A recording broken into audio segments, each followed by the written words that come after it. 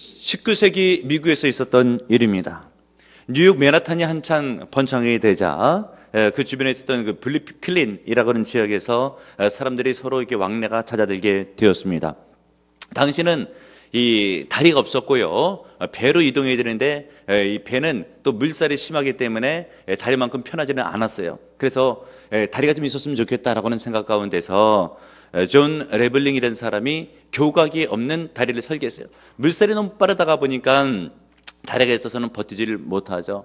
그런데 당시만 하더라도 다리가 없는 교각은 있지 않아서 그런 때입니다. 그런데 다리 없는 이런 교각을 세우려고 했었을 때에 사람들이 그러는 거예요. 저건 공상가다 라고 하면서 비난하고 될 수 없는 다리를 세우고 있다라고 이야기를 한 거예요.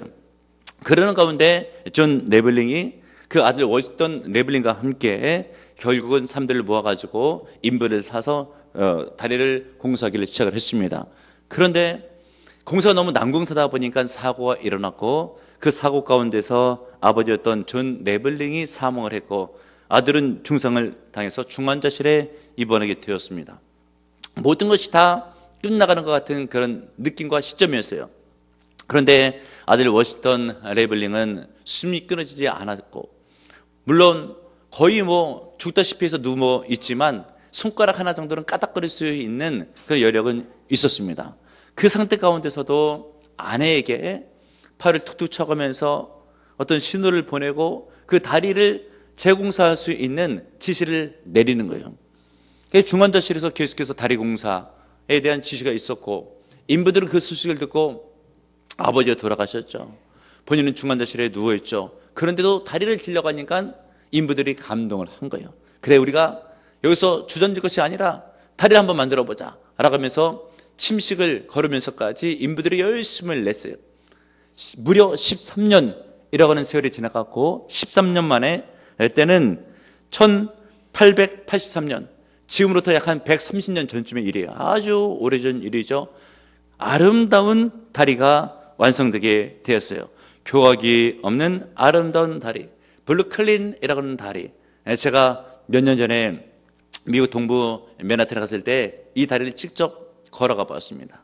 그 밑에서 파는 아이스크림은 굉장히 유명한 세계적인 그런 장소예요. 많은 사람들이 관광을 오고 그 다리를 봐요. 그러면서 그 다리에 대해서 참 아름답다. 그리고 세계 최초의 다리가 세워졌는데 이제 교각이 없는 그런 다리가 세워졌으니까 얼마나 사람들이 최초의 이 다리에 대해서 흠모하는 마음으로 보겠습니까? 그런데도 불구하고 그 다리가 더욱더 유명하게 된 것은 어려운 장애물을 극복하고 인간 승리로 완성되게 된 작품이다 라고 하는 마음 가운데 사람들이 그 다리를 보고 감탄을 합니다.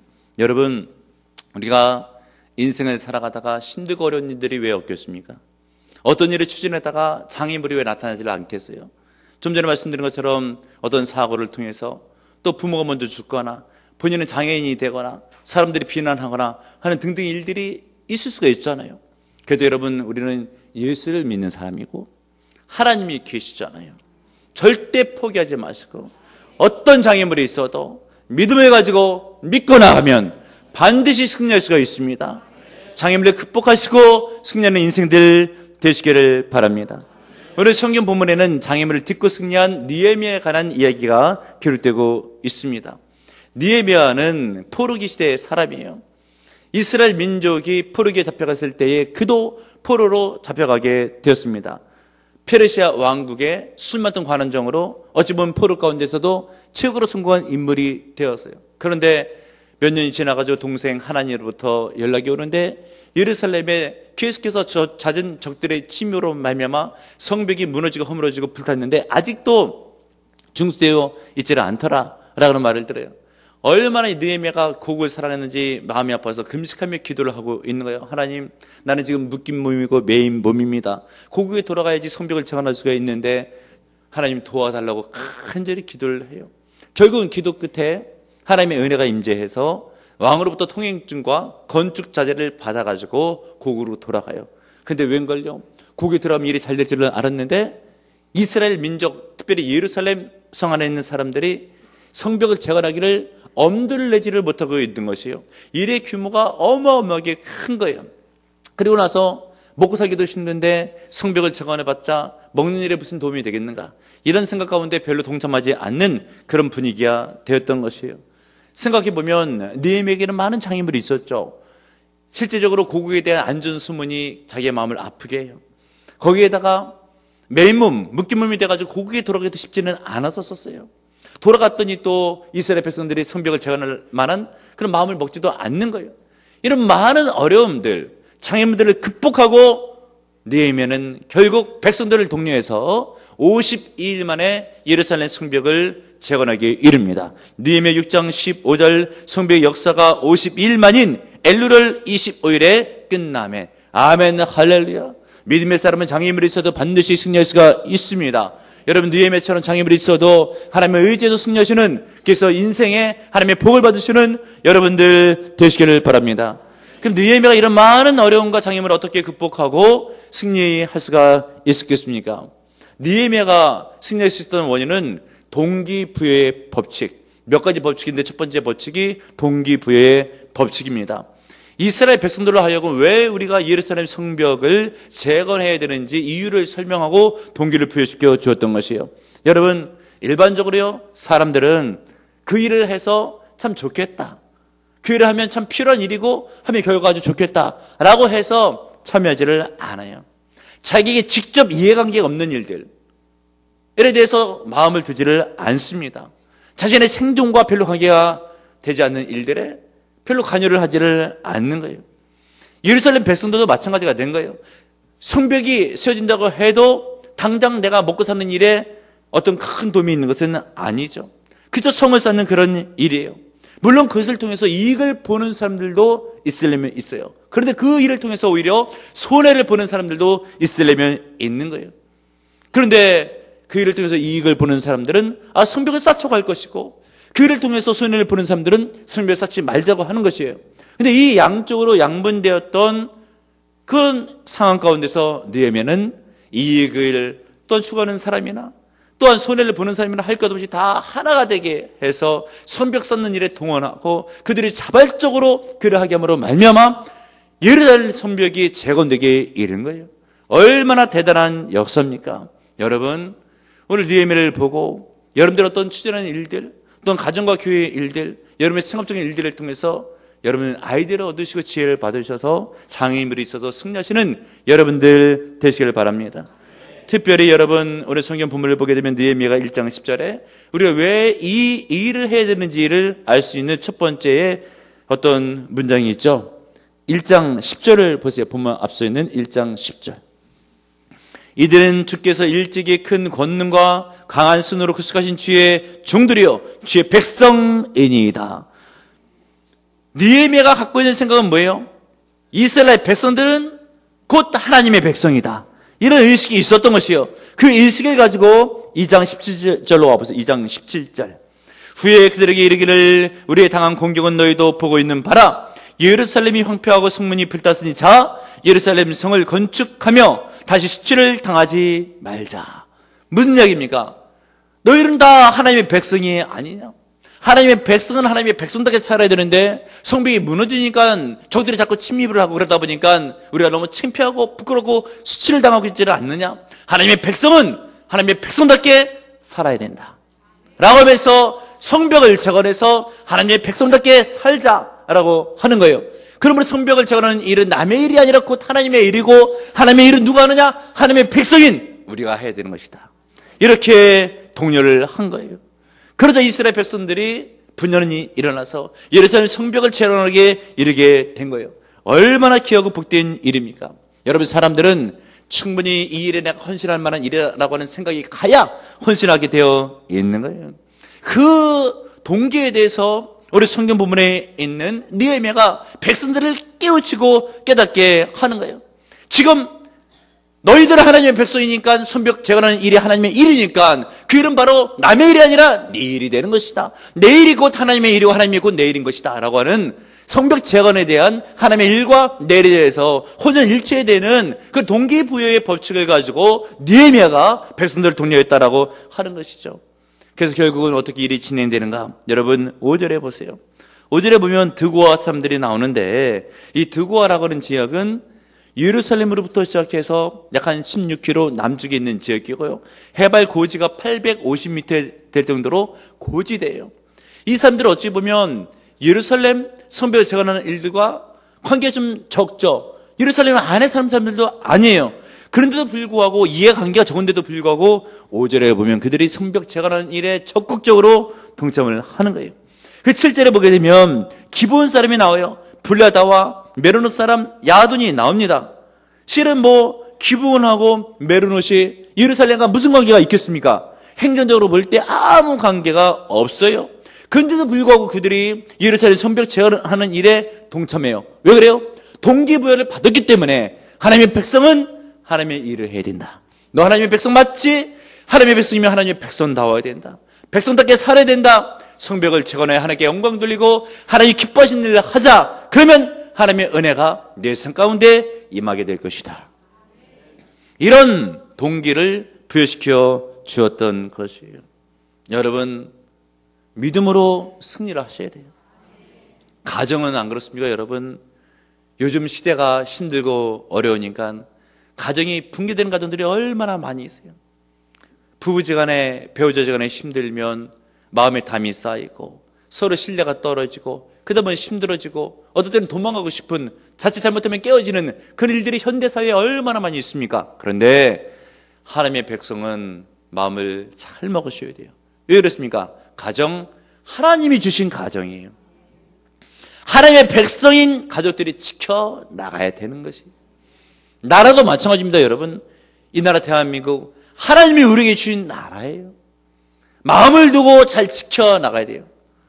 TV 뉴스를 보다가도 예를 들면 독도 영유권 문제가 나왔다. 믿음의 사람들은 기도하고 나라를 지켜야 돼요. 교회도 마찬가지예요. 하나님의 교회예요. 하나님의 백성이 섬기고 지켜나가야 되는 거예요. 중지자 직분자들만 교회를 하는 게 아니에요. 하나님의 성도들이, 하나님의 백성들이 하나님의 일을 하는 거예요. 그래서 교회에 보게 되면 눈에 띄면 청소도 하고 주차 관리도 하고 그렇게 하는 것이죠. 처음부터 누가 하게 되어 있겠습니까? 여기 있는 모든 분들 처음에는 다 10년이 됐건 5년이 됐건 등록으로부터 시작되는 거잖아요. 그래서 자기 교회가 되는 거잖아요. 그러면서 섬겨가는 것이죠. 누가 이 교회를 지키게 맨 처음에 되어 있겠습니까? 등록하고 자기 교회고 하나님의 자녀니까 하나님의 교회를 섬겨가는 거예요. 여러분, 제가 개척 직전에 기도원에 들어서 기도를 많이 쌓아놓은 적이 있어요. 그 중에서 기도원을 몇 군데 다녔는데 한 군데는 참 특이한 기도원이었어요. 그 기도원에는 숙박비를 받지 않아요. 그리고 음식값을 받지를 않아요. 왜 그렇게 되어 있는가? 자원봉사 사람들이 섬겨가니까 인건비가 적게 되니까 그렇게 유지를 하고 있었어요. 그러다 보니까 숙박비를 내려고 해도 받지를 않고 음식값을 내려고 해도 받지를 않으니까 그냥 자고 그냥 먹는 거예요. 그 식당에 가면은 또 이렇게 자원해서 서빙 이렇게 하시는 분들이 계세요. 그러면서 참 미안한 마음을 안고 제가 식대도 대접하지 않았으니까 이 밥을 타고 있는데 한 이틀쯤 지나고 3일쯤 되니까 그 서빙 보는 사람들이 저한테 하는 거예요. 형제님도 좀 같이 식기를 닦으시죠. 그래서 제가 얼마나 미안하고 민망했는지, 실은 제가 이 앞에 이렇게 서서 설교도 하고 보니까 성격이 이렇게 활달하지 말지만 의외로 내성적인 면이 많이 있어가지고 앞에 이렇게 나선 일을 잘 못할 때가 많이 있는데 섬기고 싶어도 겸연쩍고 또 민망하고, 근데 거기다가 이제 그걸 어떻게 해야 될까 하고 있는데 형제님도 좀 와서 식기를 닦으시죠. 네! 해가지고 제가 주방에 들어서 계속해서 식기를 닦으면서 기도원에서 생활한 적이 있어요. 거기 있는 분들은 처음부터 그렇게 되어 있습니까? 은혜를 받고 받은 것이 있고 남한테 섬김을 받다 보니까 섬기게 되는 것이죠. 말씀드린 것처럼 교회도요, 보게 되면 처음에 교회 등록 직전에는 예배만 나와도 고맙고 감사하고 귀하고 복되죠. 근데 여러분, 예배를 드리고 나서 이제 1년차, 2년차가 되게 되면 이제 직분도 받고 하면서 교회를 섬기게 되는 것이에요. 여기 계신 모든 분들이 다 그런 과정을 거친 거예요. 그러다가 보면 이제 3년도 지나고 5년도 지나고 하잖아요. 근데 그 교회 섬기는 일들을 보게 되면 교회 어떤 일은 반드시 누군가가 특정인이 해야 되는 일은 실은 아니었어요. 그런데 은혜를 받다가 보니까, 자기의 섬김을 받다가 보니까 마땅히 나도 하나님의 백성으로서 교회를 섬겨야 되겠다, 이런 마음이 드는 거예요. 그러니까 누군가가 원래 그 일을 하게 되는 것은 실은 아니었죠. 그런데 은혜를 받고 감사하다 보니까 공동체 의식을 가지고 하나님의 교회를 섬겨가기를 시작하는 거예요. 그때 섬겨가면요, 참 뿌듯하고 하나님의 일을 한다고 하는 귀한 마음이 드는 거예요. 여러분, 믿음으로 승리하시길 바랍니다. 그리고 주의를 하는 자세에 대해서 성경은 말씀해 주고 있기를 고린도서 3장 17절에 있는 말씀, 또 무엇을 하든지 말이나 일이나 주 예수의 이름으로 하고, 고린도서 3장 23절에 있는 말씀, 무슨 일을 하든지 마음을 다해 주께 하듯 하고 사람에게 하듯 하지 말라. 주께 하듯 하라. 간단한 것부터 한번 적용시켜 볼게요. 우리가 예를 들면 예배 직전에, 설교 직전에 담임 목사가 여러분들 인사를 권면하잖아요. 지명 계신 인사합시다. 반갑습니다. 은혜 받으십시다. 하는데 옆에 늘 보던 사람이 있으면 반가워가지고 반갑습니다 라고 인사를 하는데 처음 보는 사람이 옆에 앉아 있는 거예요. 그럼 드는 생각이, 오늘은 왜 모르는 사람이, 이상한 사람이 앉아있지? 그런 마음으로 인사가 나누다 보면 은혜가 덜 되잖아요. 근데 성경은 뭐라고 말씀해 주신다고요? 주께 하듯 하라. 예수님께 옆에 앉아 계신 것처럼 예수님을 모시듯이 인사를 하라는 거예요. 한번 훈련 삼아 다시 한번 인사하겠습니다. 옆에 예수님이 앉아 계신 것이에요. 반갑습니다. 인사해 보세요. 한 번 더 전화자로 인사하세요. 은혜 받읍시다. 분위기가 사뭇 달라요. 은혜 충만합니다. 앞으로는 그렇게 인사하시길 바랍니다. 주께 하듯 하는 거예요. 얼마나 귀하고 복됩니까? 그렇게 인생을 살다가 보면요, 누구한테 좋은 것이 아니라 자기한테 좋은 거예요. 교회를 한번 잘 섬겨보려고 마음먹고, 또한 이웃을, 예수님처럼 잘 섬겨보려고 마음먹으면 자기 인생의 자세가 바뀌잖아요. 자기 인생의 자세가 업그레이드 되는 것이에요. 그러면서 교회를 섬기면 하나님께 쓰임 받잖아요. 주의를 하잖아요. 힘는 거잖아요. 복을 받잖아요. 가정이 잘 되는 거예요. 인생이 잘 되는 겁니다. 여러분, 깨닫고 주일에 힘쓰시는 여러분들 되어서 잘 섬겨가는 은혜가 있기를 바랍니다. 오늘 성경 부분에 느헤미야가 이렇게 동기를 부여시키면서 사람들을 독려한 것처럼 우리나라에도 이렇게 훌륭한 영적인 지도자들이 있긴 있었어요. 예를 들면 지금의 찬송가 580장을 작시한 남궁옥이라고 한 분이 계십니다. 삼천리반도 금수강산이라는 곡을 쳤어요. 당시는 한일합방 이전이기 때문에 분위기가 굉장히 좋지는 못했습니다. 일제가 들어와서 식민지로 우리나라를 삼고 나서 우리나라 백성들에게 안 좋은 의식을 집어넣는 거예요. 이 나라는 경제력으로 굉장히 약한 나라고, 이 나라는 버려진 땅이다. 우리가 와서 도와줄 때 너희들은 잘 배워야 된다 라고 하면서 나라에 대해서 마음을 적게 두고 식민 통치에 대해서 긍정적인 생각을 불러일으키려고 하는 그런 수작들을 부리고 있었을 때에 남궁옥이 나라를 사랑하는 마음을 고치시키고 하나님께 주신 이 땅을 사랑해서 우리는 열심히 일해야 된다라고 마음을 고치시키는 마음으로 곡을 쓴 거예요. 삼천리반도 금수강산, 하나님이 주신 동산입니다. 이 동산에 할 일이 너무 많이 있습니다. 그래서 하나님께서는 일꾼을 부르고 있어요. 하나님이 주신 금수강산이 이 동산, 일꾼이 필요할 바로 이때에 우리가 이 나라를 사랑하는 마음으로 열심히 일하러 갑시다. 삼천리반도 금수강산에. 이 노래를 따라가지고 많은 우리나라 백성들이 의식을 고취시키고 나라를 사랑했고, 일제치하 때에도 독립운동가들이 이 찬송가를 부르면서 힘을 얻었어요. 그러자 결국은 1937년 3월에 이 노래를 일제가 중단을 시키죠. 여러분, 무엇이겠습니까? 나라도 사랑해야 돼요. 가정도 사랑해야 돼요. 교회도 사랑해야 돼요. 하나님께서 주신 것이에요. 이 나라 하나님이 여러분에게 주신 거예요. 이 교회 하나님이 여러분에게 주신 거예요. 여러분의 가정 하나님이 주신 것입니다. 여러분 하나님의 백성이에요. 반드시 가정과 나라와 교회를 세워가야 되는 겁니다. 또 느헤미야는 어떻게 성벽 재건을 아름답게 이루어갈 수가 있었을까? 두 번째는 연합의 법칙이에요. 오늘 성경 본문을 보게 되면 느헤미야 3장에 15가지 이상의 직업이 나와요. 75명의 이름이 등장을 하는 거예요. 각기 다른 직업을 갖고 있었던 사람들인데 그 사람들이 각기 고유의 일들을 맡아가면서 모자이크처럼 연합을 하고 연결되면서 성벽 재건이 아름답게 완성이 되는 거예요. 느헤미야 3장에 보게 되면 가장 많이 나오는 단어가 있죠.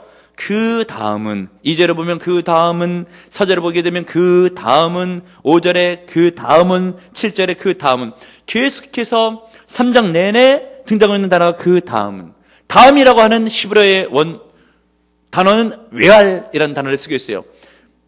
외알이라고 하는 뜻은 계획과 분담과 책임이라고 하는 의미가 있는 거예요. 즉 이를 분담해서 책임을 지었다라고 하는 것이죠.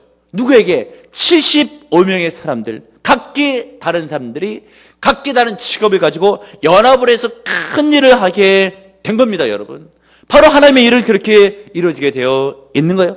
여러분, 먼저 제사장들을 살펴볼까요? 제사장들이 주로 하는 업무는 제사의 업무예요. 그런데 1절에 봐요.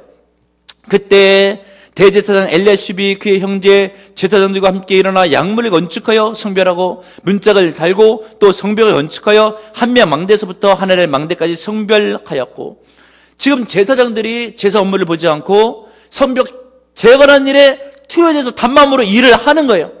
8절에 보게 되면 금장석이 나오죠. 우시엘이라고 하는 금장석이 나옵니다. 금장석이 뭐를 해요? 금을 세공해서 장신구들을 만드는 일을 하는 거예요. 그러니까 손으로 굉장히 세미한 일을 하다가 보니까 섬세해야 돼요. 손길이 가는 곳곳마다. 근데 만약에 이 손으로 성벽 재건하는 일에 험한 일을 하면 섬세함이 떨어져요. 금장석은 그런 일을 하기 싫을 거예요. 그런데도 불구하고 금장석이 나도 성벽을 재건하겠습니다 하고 나서는 거예요. 연합을 하는 거죠. 그러니까 성벽 재건이 되는 겁니다. 8절에 보게 되면 하나냐라고 하는 샴폰 장사가 나와요. 경제적으로 넉넉한 사람들이에요. 삶이 안정됐어요. 성벽이 재건되지 않아도 잘 살만한 사람들이에요. 그런데도 불구하고 그들도 연합해서 성벽을 재건하고 있어요. 9절에 나오는 후리 아들 르바야가 나오죠. 높은 관리예요. 그런데도 불구하고 평민들과 함께 같이 어깨를 나란히 해서 성벽을 재건해요. 또 12절에 보게 되면 할로세스의 아들 살론과 그 딸들도, 여성들도 들어왔는데 구약의 여성들은 사람 취급을 받지 못했어요. 그리고 어떤 근력이 남성만 하겠습니까? 그런데도 불구하고 여성들도 성벽 재건하는 일에 들어가요. 자기의 전공이 아닌데도 불구하고, 자기의 손해가 나는데도 불구하고 어떤 이유와 토를 달지 않고 연합하게 됐을 때에 하나님의 큰 일이 완성되게 되는 겁니다. 그러므로 여러분, 교회에서 어떤 일이 있게 됐었을 때에 나 하나 빠지면 크게 상관이 있는가, 이런 의식은 전체의 분위기를 깨뜨릴 수가 있으니까 우리들이 지혜롭게 생각을 해야 돼요. 어느 교회에서 있었던 일인데요, 큰 교회 일이에요.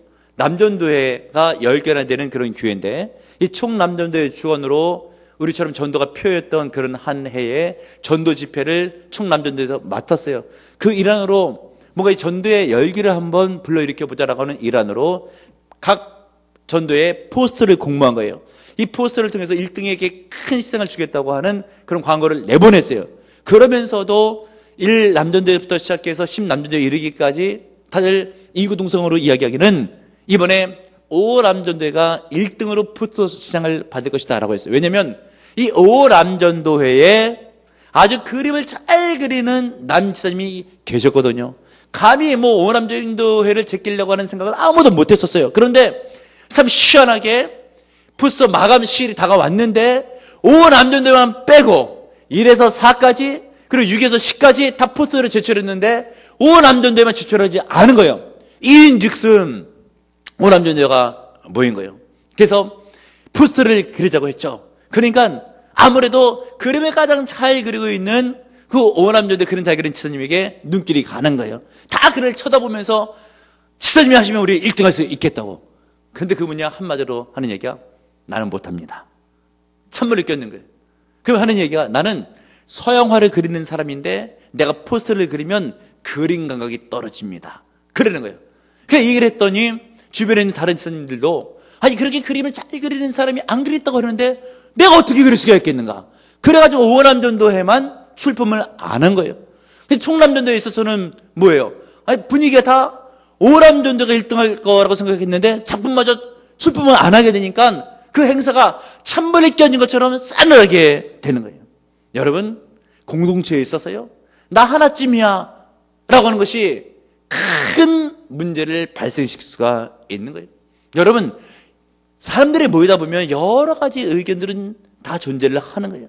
근데 그것이 곧 과연 공동체를 위한 의견인가에 대해서는 우리가 심사숙고를 해봐야 되고요. 가정이면 가정, 교회면 교회에서 서로 맞춰가는 그런 분위기가 돼가야 된다 라고 하는 것을 깨닫는 여러분들 되시길 바랍니다.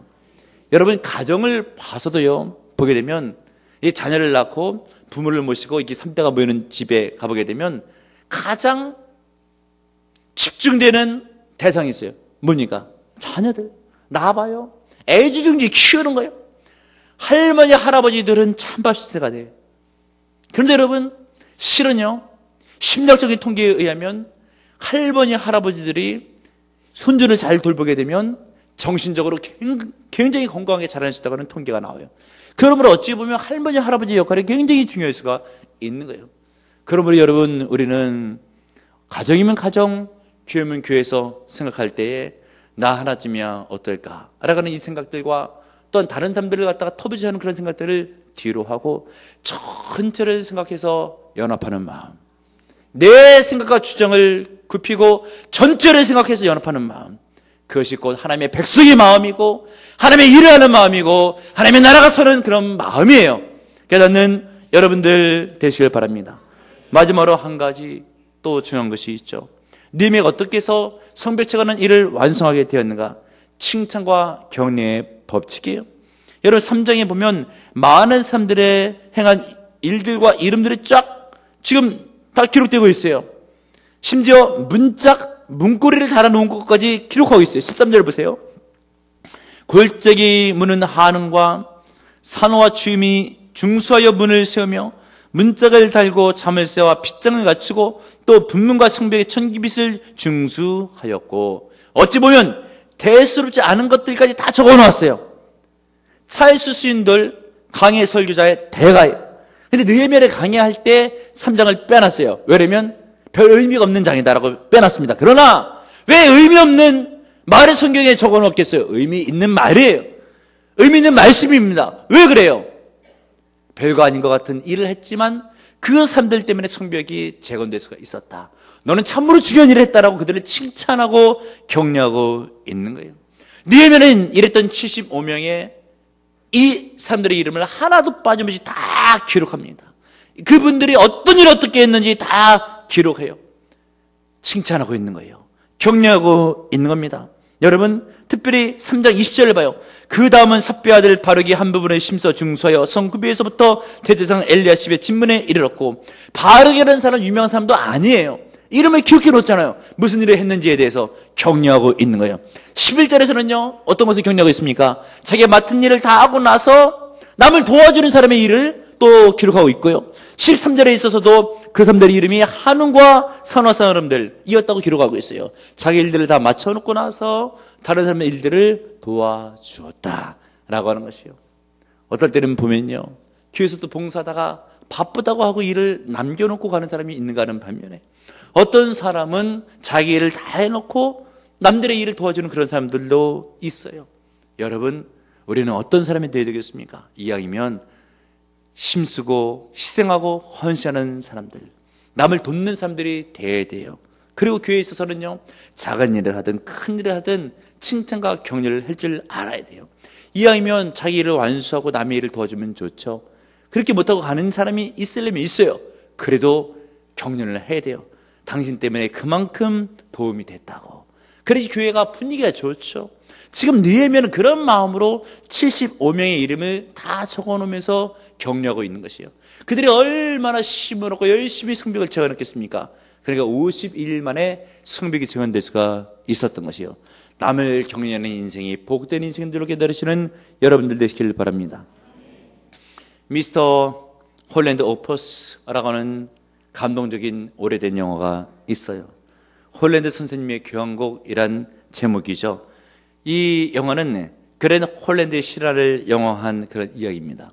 이 홀랜드는 음악에 재능이 있어가지고 브로드웨이에서 이름을 날리고 싶었습니다.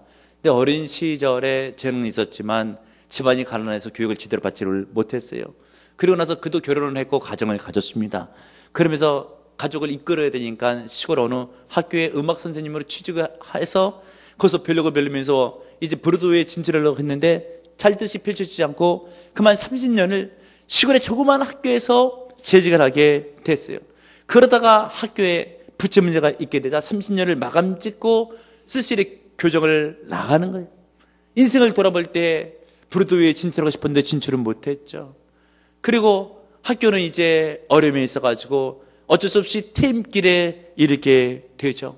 그런 입장 가운데 교정을 나가고 있는데 강당 안에서 아름다운 음악 연주가 울려 퍼지는 거예요. 자기도 모르는 사이에 강당 쪽을 가보았죠. 그랬더니 거기에 아는 얼굴들이 있는 거예요. 30년 동안 가르쳤으니까 그동안 배출됐던 제자들이 오케스트라를 구성해서 선생님을 기쁘게 해주려고 과거에 받은 은혜를 갚으려고 연주를 하고 있는 거예요. 선생님이 강단에 등장하자마자 지휘자가 지휘봉을 홀랜드 선생님에게 건네주는 것이죠. 선생님이 그 지휘봉을 받아들고 지휘를 하는데 보니까 맨 앞자리에 앉은 학생, 클라리넷을 그렇게 배우고 싶었지만 재능이 없어서 그렇게 안 되던 학생, 3년 동안 가르쳐 놨던 그 학생이 아주 멋지게 클라리넷을 불고 있는 거예요. 얼마나 뿌듯했겠어요. 그런데 그가 성공을 해가지고 주지사가 됐는데도 불구하고 오케스트라를 구성해서 연습하러 그 자리에 앉아 있는 겁니다. 모든 학생들마다 다 그런 사유가 있고 연유가 있는 학생들이에요. 그리고 나서 연주회가 이제 맨 마지막 문장을 다 악보를 마치게 됐을 때 그때 주지사로 있었던 학생이 선생님에게 이야기를 하는 겁니다. 홀랜드 선생님, 저와 여기 모인 많은 학생에게 영향을 주셨습니다. 하지만 저는 혹시 선생님이 후회하실지도 모른다는 생각을 했습니다. 선생님은 선생님이 바라시는 대로 세상에서 유명한 사람도 되지 못했고 또 부자도 되지 못하셨기 때문입니다. 그렇기 때문에 선생님은 아마 자신의 인생이 실패작이라고 생각하실 수도 있었을 것입니다. 그러나 만약에 선생님이 그렇게 생각하신다면 그것은 잘못된 판단입니다. 왜냐하면 홀랜드 선생님은 부와 명예를 초월해서 큰 성공을 이뤄내신 분이기 때문입니다. 선생님 주위를 보십시오. 선생님께 영향받은 제자들입니다. 선생님 덕분에 우리는 훌륭하게 성장했습니다.